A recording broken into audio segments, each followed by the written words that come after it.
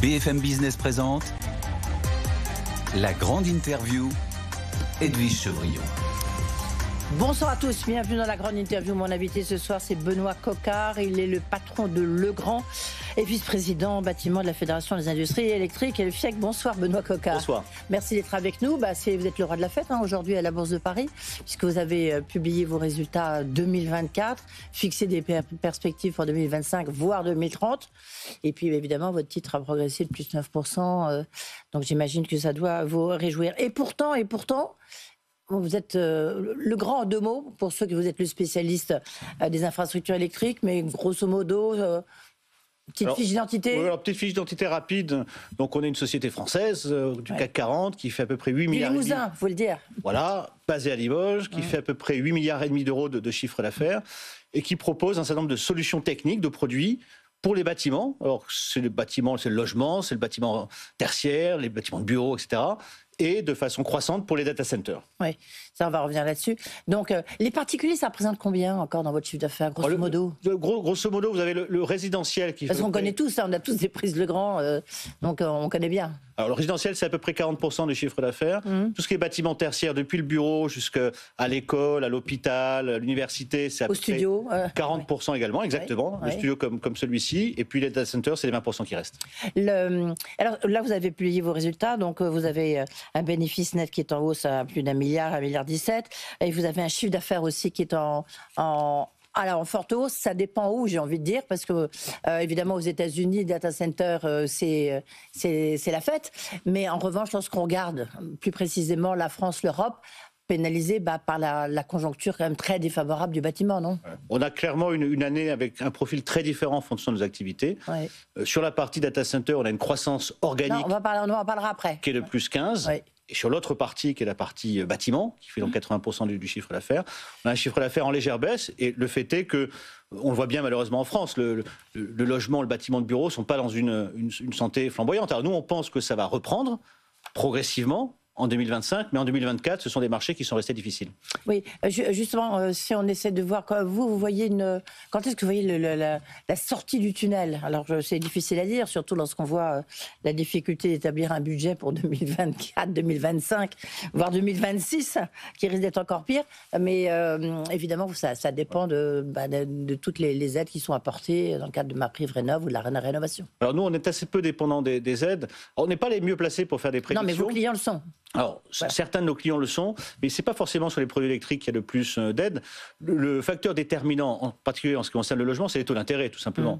Il faut que les particuliers retrouvent un peu de pouvoir d'achat immobilier, et pour ça, il faut que les taux d'intérêt baissent, et ça a été le cas ces derniers mois. Donc, ce que disent les spécialistes, c'est que le marché du bâtiment, notamment le résidentiel en Europe et le bâtiment de bureaux aux États-Unis, qui sont les deux grands verticaux, comme on dit de Legrand, devraient progressivement redémarrer en 2025. Les experts nous disent quand même que le démarrage il sera plutôt fin 2025 que début 2025. Mais voilà, on s'attend à une reprise progressive de ces marchés-là. Oui. Et en France, si on regarde spécifiquement la France, écoutez, vous n'avez pas d'opinion? Je regarde les statistiques qui disent quoi? Qui disent que le bâtiment neuf, le logement neuf continuera à être un petit peu difficile, mais qu'il devrait y avoir une reprise des transactions immobilières. Et quand il y a reprise des transactions immobilières, il y a probabilité qu'il y ait des travaux électriques. Voilà, donc là aussi, on a de bonnes raisons d'être, je dirais, raisonnablement optimiste sur le fait que ça reprenne doucement. Oui. Ah, justement, si je vous disais, non, on ne parle pas tout de suite des data centers, qui évidemment, c'est parce que c'est très, très marquant dans vos résultats. Ce n'est pas la première fois, mais enfin, c'est quand même là, c'est un tournant quand même dans l'histoire de Legrand. C'est de voir que vous êtes complètement dopé, porté par l'intelligence artificielle et les data centers, plus 20% de votre activité. Ça commence à peser lourd, en fait. Ça commence à peser lourd. Pour donner un chiffre, c'est en pro forma, donc comme si on avait consolidé au 1er janvier toutes les sociétés qu'on a rachetées l'année dernière, c'est 1,8 milliard d'euros de chiffre d'affaires, les data centers.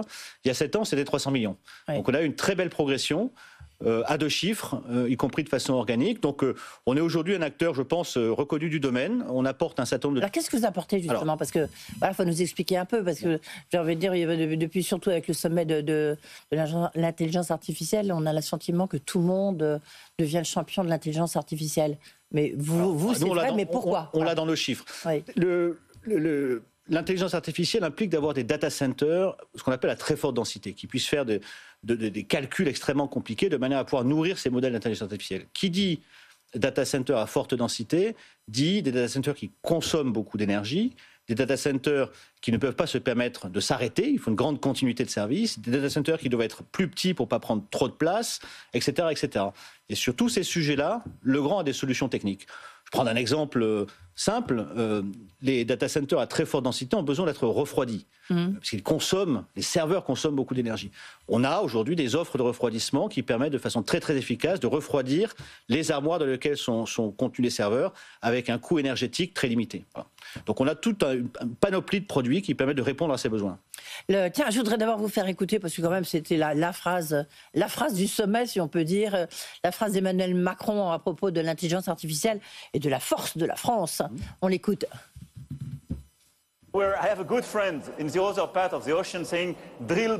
J'ai un bon ami de l'autre côté de l'océan, il dit fort bébé fort. Ici pas besoin de forêt. C'est juste branche bébé branche.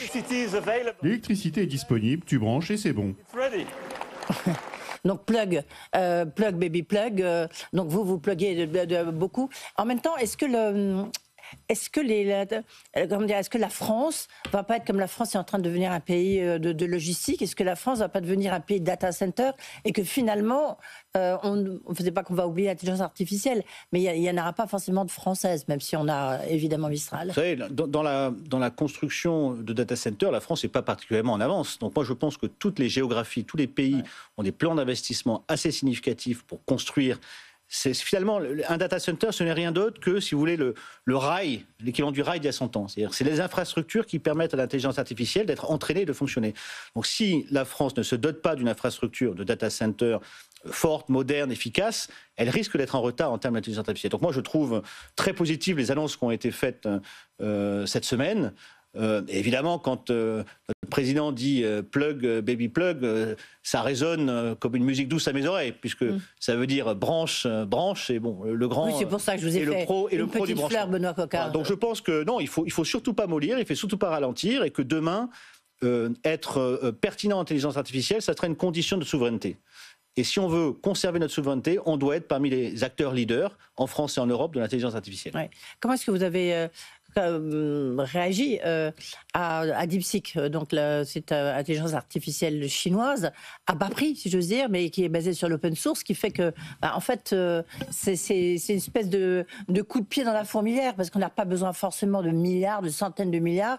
Ça montre qu'on peut le faire, on peut développer ça si on est intelligent et peut-être à moindre coût. Ouais, ce que le marché considère aujourd'hui, les spécialistes en tout cas, c'est qu'il y aura à la fois ce qu'on appelle les large language models, donc les grands modèles très compliqués type OpenAI qui demandent beaucoup de ressources pour être entraînés, et des modèles beaucoup plus petits type DeepSeek. C'est pas l'un ou l'autre, c'est l'un et l'autre. Et dans les deux cas, il y a des besoins de data center, puisque que ce soit un gros modèle ou un petit modèle, il fonctionne à base de données. Vous les nourrissez avec des données. Et pour traiter les données, pour les stocker, pour les protéger, vous avez besoin de data center. Donc pour répondre de façon très synthétique, nous, on a accueilli DeepSeek avec beaucoup d'enthousiasme. On pense que les modèles open source vont contribuer à augmenter la pénétration intelligente artificielle dans tout un tas de secteurs qui n'auraient pas nécessairement eu accès avec les gros modèles. Et donc, c'est plutôt positif pour l'intelligence artificielle, pour les data centers et pour le grand. Est-ce que le DeepSeek, par exemple, consomme plus ou moins que OpenAI ou que Mistral ou que le chat? Ce que disent les spécialistes, c'est que DeepSeek, pour être entraîné, a besoin de s'appuyer sur un modèle qui, lui, nécessite beaucoup d'infrastructures, très, très compliquées. C'est-à-dire que DeepSeek, tout seul, ne peut pas s'entraîner de la même manière qu'un OpenAI ou que l'autre. Donc, pour moi, le sujet, c'est pas tellement, encore une fois, de dire il y a un modèle qui va supplanter l'autre. C'est tous ces modèles. Non, c'était pas ça ma question. C'était par rapport à vous qui fabriquez les data centers. Est-ce que vous avez intérêt à travailler avec DeepSeek? Quel est celui qui a le besoin de plus de data centers, qui consomme le plus, en fait? En fait, c'est des modèles qui sont à la fin de leur entraînement, qui nécessitent des plus petits data centers avec moins de densité par rapport à un ChatGPT ou d'autres qui sont des data centers plus gros avec plus de densité. Bon, nous, le grand, si vous voulez, on propose des produits pour tout type de data center. Depuis les très gros, les grosses fermes à données qu'on voit parfois, voilà, jusqu'à ce qu'on appelle les data centers edge, donc ceux qui sont très près du point de consommation. Donc à la limite, nous, on est agnostique, que ce soit ChatGPT, Microsoft, Amazon, Google, que ce soit DeepSeek, Mistral ou un autre, on a les solutions pour les aider. Ça, c'est 20%, donc 1,8 milliard de votre chiffre d'affaires. Et ça comprend quoi? La France, l'Europe, les États-Unis aussi, vous êtes très présents? 2/3 de ce chiffre d'affaires est fait aux États-Unis. Ouais. Ce qui est normal parce que l'Amérique représente pour l'instant le plus gros marché en termes de data center et le reste est fait en Europe et dans le reste du monde. Donc on a aujourd'hui une présence mondiale, mais un peu plus de chiffre d'affaires fait aux États-Unis qu'ailleurs. C'est ce qui fait le succès, c'est ce qui a boosté vos résultats. Mais vos résultats, ils sont meilleurs que prévus, en tous les cas par rapport au consensus, comme on dit. C'est à cause de l'intelligence artificielle, en fait? Alors, ils sont en tout cas en phase avec nos objectifs, que ce soit en chiffre d'affaires, en marge ou en cash flow. Je crois qu'il y a deux phénomènes. C'est que, oui, on a été tiré par les centres de données, mais ça, on l'avait dit il y a un an, qu'on allait être tiré par les centres de données. Et puis, deuxièmement, sur le marché plus traditionnel du bâtiment, on a eu des belles performances en termes de part de marché. On a eu par exemple des belles croissances en Inde, au Brésil, en Italie, en Espagne, dans un certain nombre de pays. Donc les deux ont soutenu notre activité, data center, mais également la partie bâtiment. Oui. Est-ce que le 2025 sera autant ou encore plus porté par l'IA et les data centers? Au global perspective de Legrand, 2025, si on regarde vos chiffres. Alors, au global de Legrand, nous, on pense qu'on vise en tout cas une accélération de notre chiffre d'affaires. Ouais. On a fait une accélération de notre croissance. On a fait plus 4% de croissance, acquisition et croissance organique en 2024. On vise 6 à 10% en 2025. Donc, une claire accélération. Cette accélération, elle sera à la fois sur la partie acquisition et sur la partie organique. Donc oui, nous, on pense qu'en 2025, on continuera à avoir de très belle croissance à deux chiffres sur la partie centre de données. Est-ce que ça sera 12, 15 ou 20%? On n'en sait rien, mais en tout cas, on aura une très belle croissance. Lorsqu'on regarde vos chiffres, elle est notamment portée beaucoup, vous l'avez dit vous-même, par les acquisitions. Je crois que vous avez déjà réalisé 9 acquisitions de mémoire. Est-ce que vous allez poursuivre? Parce que c'est quand même un rythme, on ne va pas dire frénétique, mais c'est quand même un rythme très soutenu. Est-ce que vous allez poursuivre les acquisitions? C'est un rythme très, très soutenu, effectivement, parce qu'on a racheté plus de 400 millions d'euros de chiffre d'affaires l'année dernière, donc c'est bien.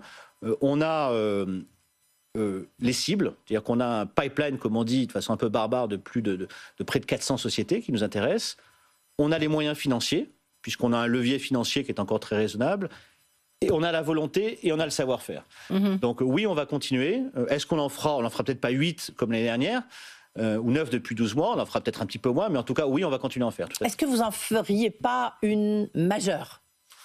On n'est pas fermé à l'idée d'en faire des plus grosses, sachant que l'acquisition... Ou sectorielle ou géographique ou typique, ce serait quoi? Ce qu'on regarde, c'est la qualité des sociétés. Voilà. Oui. C'est comme quand vous allez au restaurant, vous avez des plats un peu signature dans tous les restaurants. Moi, c'est la même chose. Il y a des sociétés qui nous intéressent dans tous les secteurs d'activité et dans toutes les géographies. Donc, on n'est pas fermé à l'idée d'en faire une plus grosse. Bon, statistiquement quand même, compte tenu de la nature de notre marché, il y a plus de chances de voir les acquisitions typiques de Legrand de 20, 30, 40, 50, 60 millions d'euros de chiffre d'affaires, que les objets, comme on dit, beaucoup plus gros. Mais on n'est pas du tout fermé, ça nous permettrait d'aller plus vite. Et ce serait quoi? Vertical, horizontal, enfin sectoriel, géographique? On cherche des belles sociétés qui ont une part de marché dans un domaine d'activité. Donc, quand vous regardez ce qu'on a fait l'année dernière, on a fait des acquisitions dans les data centers, oui. On a aussi fait une acquisition en Australie dans les tubes pour le bâtiment, parce que ça nous permet de doubler de taille en Australie. On a fait des acquisitions en Colombie et on en a fait en Inde. Donc voilà, on est agnostique là aussi en termes de géographie ou en termes de domaine d'activité. Ce qui nous intéresse, c'est des belles cibles. Il y a une tentation quand même un peu américaine lorsqu'on regarde un peu vos chiffres. On voit bien que les États-Unis, c'est là où vous vous développez le plus. La part aujourd'hui des États-Unis, c'est quand même important. C'est quoi? C'est à peu près 40% de votre chiffre d'affaires, hein, c'est ça? Donc c'est beaucoup. Est-ce que ça veut dire que il y a une véritable tentation parce que là-bas, l'économie, la croissance est à 2,8, ici elle est péniblement à 0,9, ça je parle pour la France bien sûr. Il y a des aides fiscales, il y a Trump qui est, avec ce côté quand même très particulier, on va rester sobre, mais en tous les cas ça booste quand même pour l'instant l'économie. Vous avez une vraie tentation américaine, vous le Limougeot, l'entreprise française, issue du terroir par excellence? Écoutez, moi je pense qu'il faut qu'on arrête un peu l'autoflagellation. Donc le grand c'est 40% en Amérique du Nord, vous l'avez dit, mais c'est aussi 40% en Europe. Et on est très fiers de cette position. Et c'est 12% en France. Et on est très fiers de cette position. C'est pas beaucoup. Oui, mais la France c'est 4 ou 5% du marché mondial, les États-Unis c'est 35% du marché mondial. Donc c'est pas une volonté d'aller aux États-Unis plutôt qu'en France, c'est tout simplement qu'on va là où sont nos clients et là où les marchés nous appellent. Je trouve qu'on a une espèce de pessimisme permanent sur l'Europe. Je crois qu'on a plein d'atouts. Alors la croissance cette année sera un petit peu moins forte en Europe qu'aux États-Unis, mais on a plein de savoir-faire passionnants. On a des projets de type data center ou autres dans la plupart des pays. On a une reprise attendue du marché du bâtiment. On a plein de savoir-faire humain et technologique. Donc non, l'Europe reste un continent extrêmement attractif pour le grand et la France un pays extrêmement attractif. Bon. C'est dire, vous me tendez une perche. Est-ce que la France, donc, est-ce que vous faites partie de ces patrons qui disent, puisque vous avez 8,649 millions de chiffre d'affaires, donc vous allez payer la pénalité pour les entreprises de plus d'1 milliard. Vous avez dit, je crois que c'est dans une interview au Figaro, chez mes confrères du Figaro en septembre dernier, vous avez dit de manière, c'est pas cette surtaxe, il va servir à réduire la dette. Mais est-ce que vous acceptez, enfin entre guillemets, de la payer, j'ose pas dire de bon cœur, mais est-ce que vous trouvez que, bon, à la limite, vous pouvez contribuer au rétablissement des finances de la France pendant 1 an, ou vous trouvez, comme d'autres qui disent, attendez, ça devient insupportable la fiscalité en France? Non, mais évidemment que le grand a les moyens de payer une surtaxe temporaire, un impôt sur les sociétés, en espérant qu'elle soit temporaire. De combien ça sera pour vous? Alors pour nous, on parle de 10 millions d'euros d'impôt en plus, ou comme ça, donc c'est pas les ordres de grandeur. Seulement 10 millions? Vous savez, la France, c'est 12% de notre chiffre d'affaires aujourd'hui. Donc, voilà. Donc moi, je n'ai aucun souci à payer, évidemment, la surtaxe, l'impôt sur les sociétés. Sur le principe.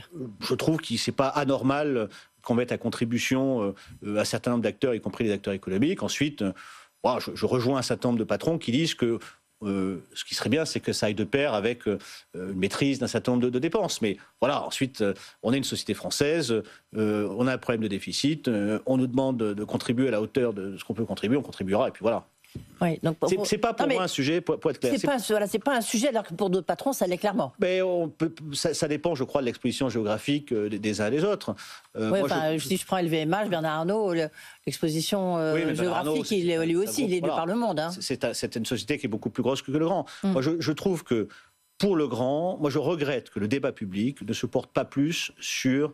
mais je crois que là, je rejoins cet homme de patron français, ne se porte pas plus sur comment booster et dynamiser la technologie en France et en Europe, comment redevenir leader dans des domaines comme l'intelligence artificielle. Donc voilà, les impôts, c'est bien. On a beaucoup discuté d'impôts depuis 6 mois. Moi, c'est pour ça que j'ai beaucoup aimé cette séquence autour de l'intelligence artificielle. Je trouve qu'on retrouve des thèmes qui sont les thèmes autour desquels on peut se retrouver et se battre. Voilà. Dynamique, quoi. Est-ce que justement, est-ce qu'on peut encore produire en France? Parce que là, il y a un chiffre quand même qui a fait qui a jeté un petit coup de froid. C'est que vous avez, pour la première fois depuis qu'Emmanuel Macron a été élu, le nombre de fermetures d'usines, c'est 89, et c'est donc supérieur au nombre d'ouvertures d'usines, 65.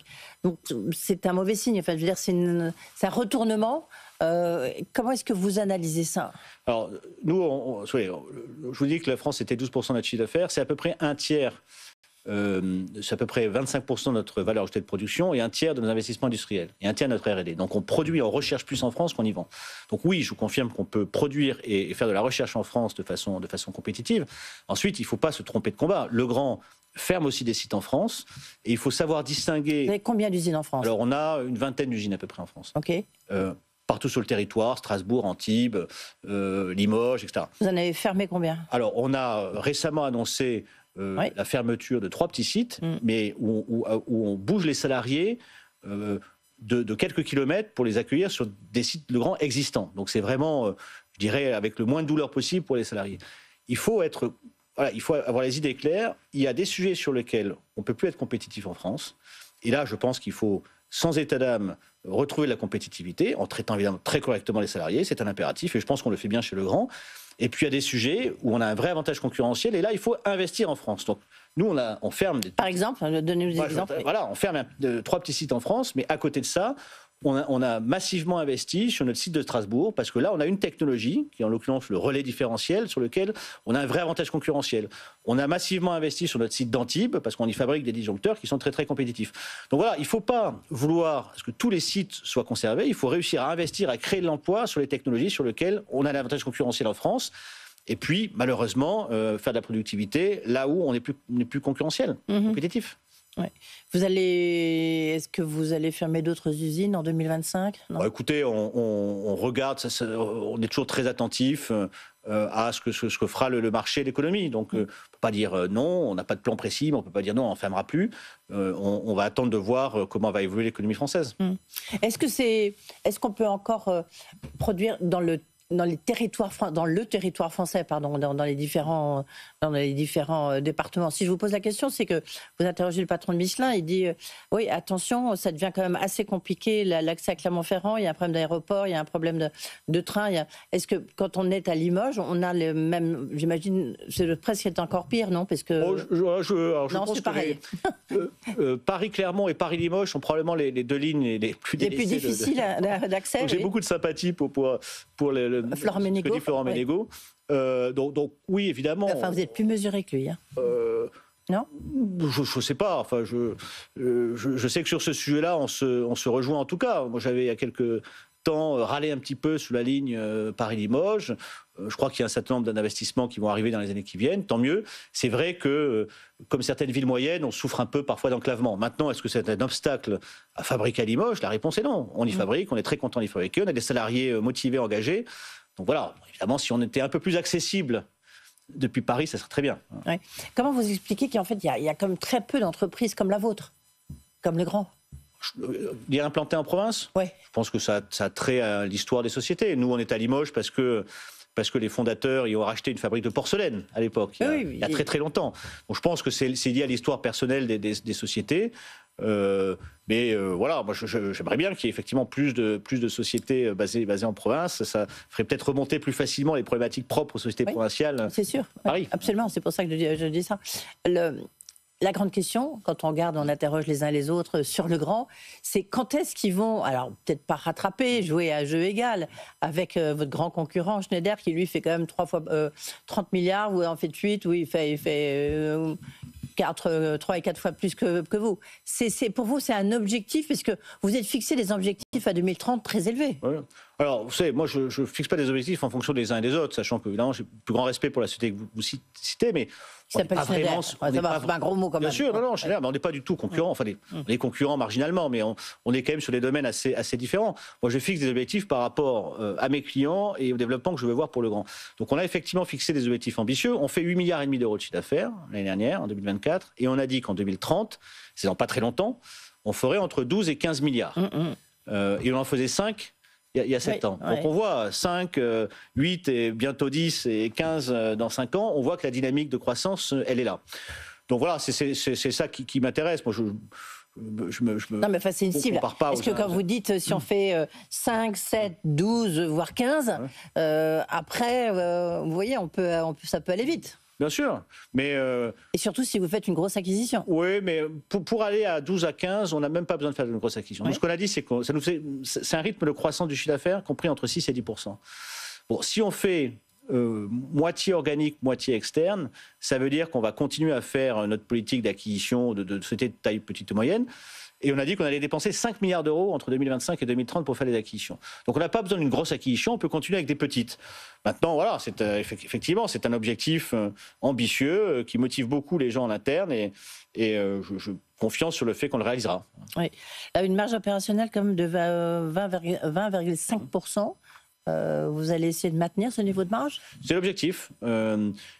Avec les objectifs de chiffre d'affaires qu'on s'est fixés, on a également fixé un objectif de marge. On a dit qu'on voulait maintenir ce 20% en moyenne jusqu'à 2030.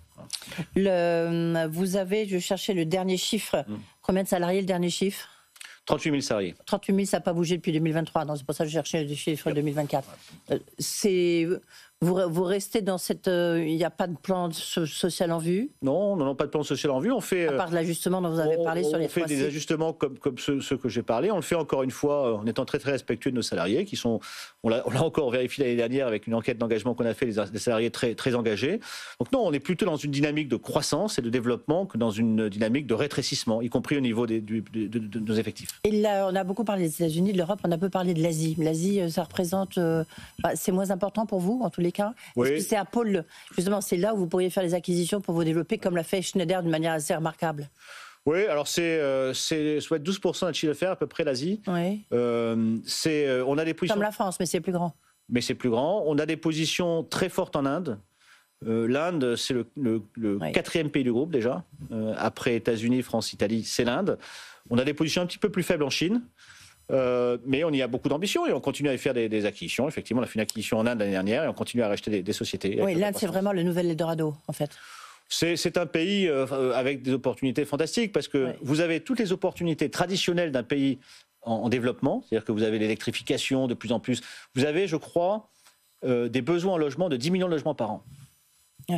Voilà, donc ça veut dire qu'il y a des besoins de prises électriques, de disjoncteurs, etc. Et à côté de ça, vous avez également tous les avantages des pays les plus avancés. Donc il se construit là-bas beaucoup de data centers. Il y a ce qu'on appelle le mode de vie digital qui prend également de l'ampleur. Donc vous avez le meilleur des deux mondes, les pays en développement et puis les pays très techno et très matures. Toute dernière question plus personnelle. Ça fait en fait, vous êtes rentré chez Legrand à 22 ans, Benoît Coquart. Vous en avez quelques années de plus. Vous avez fait toute votre carrière chez Legrand. En fait, ce type de carrière qui existait beaucoup il y a quelques années existe de moins en moins, mais en même temps, ça veut dire que vous êtes une entreprise avec une culture très forte. Comment fait-on pour maintenir cette culture ? Bon, écoutez, alors je voudrais pas quand même que vos éditeurs pensent que pour faire carrière chez Legrand, il faut y rentrer à 22 ans. On a dans notre équipe, non, mais c'est vrai qu'il y a une culture très forte. Dans notre équipe de direction, il y a aussi des gens qui sont là depuis 1 an, 2 ans, 3 ans et qui s'y sentent très très bien. Donc l'équipe Legrand, c'est un mélange en fait entre les gens qui sont là depuis longtemps, les gens qu'on a recrutés assez récemment, et puis les gens qui nous ont rejoints via les acquisitions. Et c'est ce mélange-là qui fait quelque chose de, je trouve, un mélange qui fonctionne bien.